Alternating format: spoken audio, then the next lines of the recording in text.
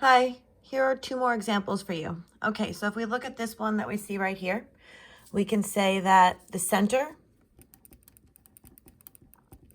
is going to be the opposite by the x and the opposite by the y. We know underneath the x, we're going to take the square root of 16, and that's going to be 4. And if it's underneath the x, we go left and right, because remember the x-axis goes left and right. That's a little trick.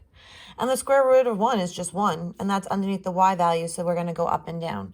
So if I actually take my graph paper, this over here, and I plot my center in -2, 5,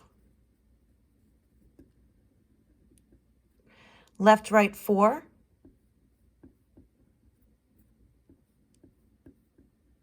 up, down, 1. And then you're just going to make some kind of sketch. Remember, it doesn't have to be perfect.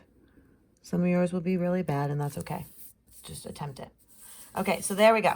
So remember what we talked about on the other two examples, that we know that the vertices are on the major axis, whichever one's longest, if it's longer horizontally or if it's longer vertically. So we know it is longer horizontally, so these are going to be your vertices. So again, we have that the center was -2, 5.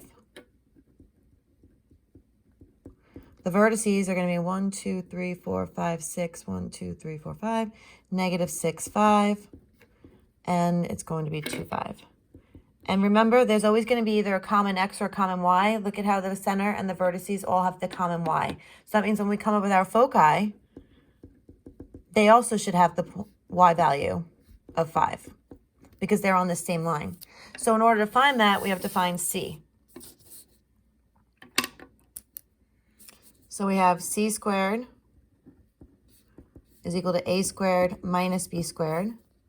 C squared is equal to 16 minus 1. Remember, you're always putting the bigger one.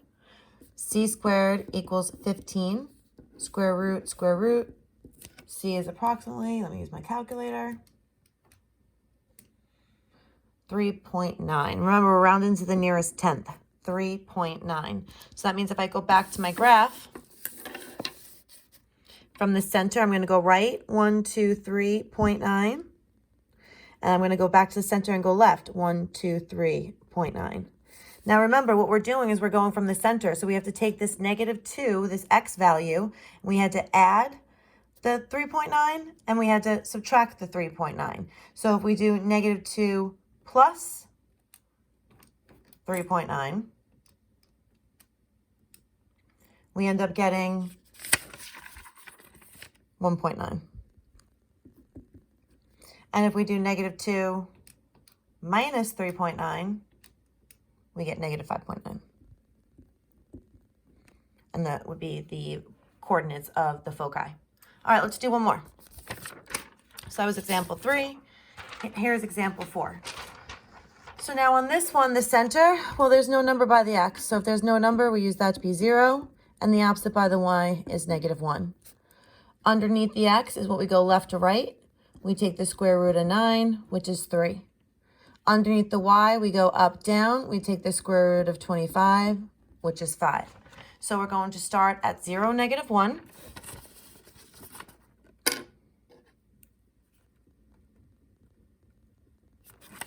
And we're going to go left, right, 3, up, down, 5.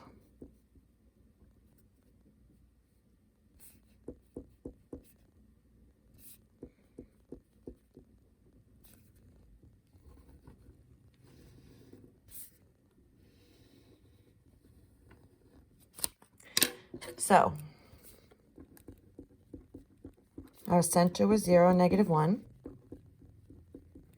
This one is actually longer vertically, whereas the last one up here was longer horizontally. So notice how now the vertices are going to be the points on the vertical axis. So that's going to be 0, 1, 2, 3, 4. And then 0, 1, 2, 3, 4, 5, 6, 0, -6. Look at how on this one now, all the coordinates, see how they all have the same x value. So that means when I come up with my foci, that is also going to have 0. And now what we have to do is we have to go back and find c. So c squared is equal to a squared minus b squared. C squared equals the larger one minus the smaller one. c squared equals 16. And this one works out to be a perfect square. So we just have to move 4. Remember, we go on the whichever way it's longest. So we said the vertices were up and down. The foci are going to be up and down as well from the center. So go from the center up 4, center down 4. So you're going to actually have 0, 3, and 0, 1, 2, 3, 4, -5.